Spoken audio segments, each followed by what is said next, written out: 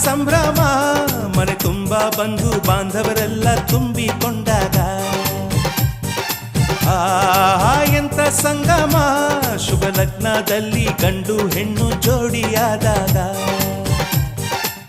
ಶಾಸ್ತ್ರೋಕ್ತ ಕಲ್ಯಾಣ ಏನ್ ಚಂದ ಕೇಳಣ್ಣ ಭೂಮಿಗೆ ಸ್ವರ್ಗಾನ ತಂದಂತೆ ನೋಡಣ್ಣ ಮನ ಬಂದ ಹಾಗೆ ಮಾಡಲು ಮದುವೆ ವ್ಯಾಪಾರ ಅಲ್ಲಣ್ಣ